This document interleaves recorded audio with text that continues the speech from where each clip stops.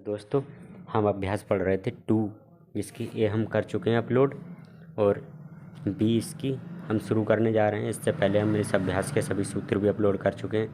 यहाँ आप सूत्र देख रहे हैं, ये सूत्र अपलोड कर चुके हैं हम, और भी सूत्र हैं वो भी हम अपलोड कर चुके हैं। अब अभ्यास शुरू करते हैं। अभ्यास 2B पहला सवाल है सरल कीजिए। इसके अंदर हमारे 5 सवाल दिए हुए हैं, ये हमें करना है सभी। ये 5 सवाल हैं, अब इन्हें करते हैं। पहला सवाल है 3 की पावर 7 गुणा 3 की पावर 8, इसको सरल करना है। तो क्या करेंगे, जब हम देखते हैं आधार जब समान होते हैं तो घातों को जोड़ लेते हैं। गुणा होने पर बीच में गुणा का चिन्ह दिया होता है, आधार समान होने पर हमें घातों को जोड़ लेते हैं। तो आधार लिख लिया हमने, तो 7 + 8 हो जाएगा, ये हो जाएगा 3 की पावर 15। तो ये हमारा उत्तर हो गया।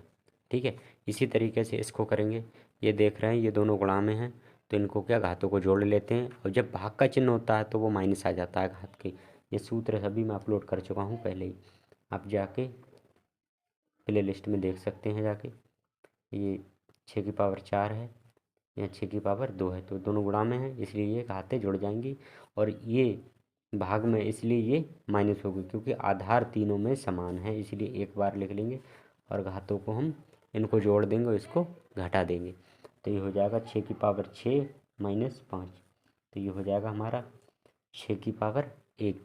6 की पावर 1 का मतलब 6, इसका उत्तर आ गया 6।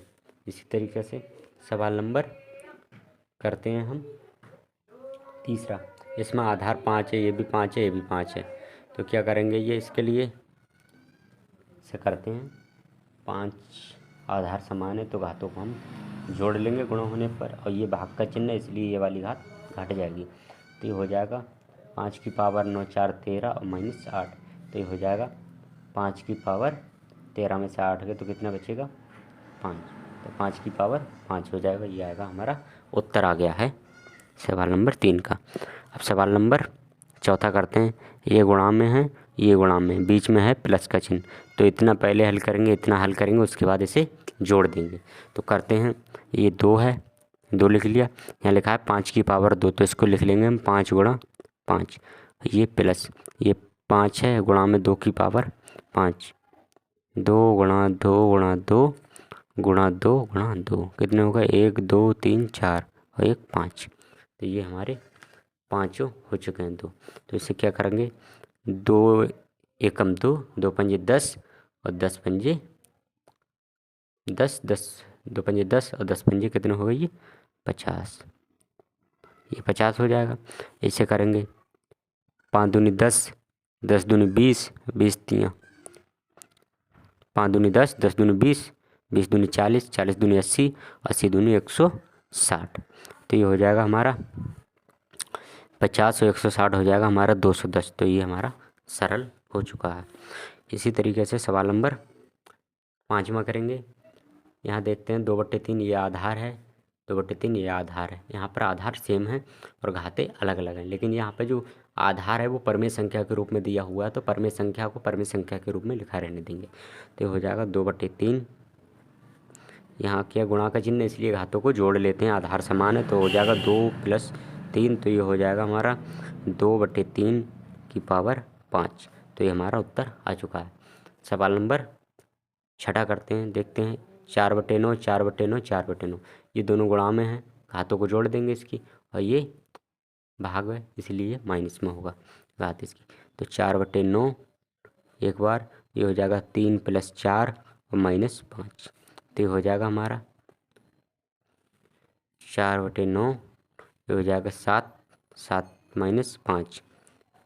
ठीक है, ये हो जाएगा 4/9 की पावर 2। तो ये हमारा उत्तर आ चुका है, सरल हो चुका है सवाल नंबर पहला 2B का। अभ्यास 2B का दूसरा सवाल है सरल कीजिए। पहला था उसको भी सरल करना था, इसको भी सरल करना है। तो यहाँ पर देखते हैं आधार 15 है, घात 8, आधार 15 घात 12 भाग 15 आधार 20 घात है। तो क्या करेंगे, गुणा होने पर घातों को जोड़ लेते हैं और भाग होने पर घटा देते हैं। तो क्या होगा, 15 की घात 8 + 12, ये वाली माइनस हो जाएगी, तो ये हो जाएगा हमारा 15 की पावर ये हो जाएगा 8 और 12 20 प्लस की और ये माइनस की, तो क्या हो जाएगा 15 की घात 0 हो जाएगी। और मैंने बताया था एक सूत्र में, जिसकी पावर 0 होती है तो उसका मान क्या होता है 0 1 होता है। जिसकी पावर 0 उसका मान 1।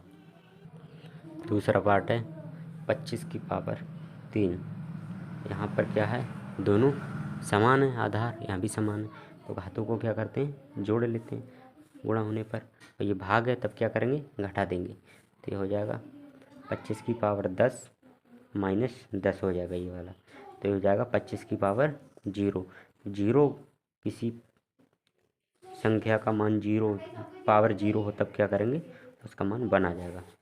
तो यहाँ पर देखते हैं तीसरा सवाल है इसका। तीसरा सवाल दिया हुआ है 1/2 आधार है घात 6 1/2 घात 3 भाग 1/2 घात 8।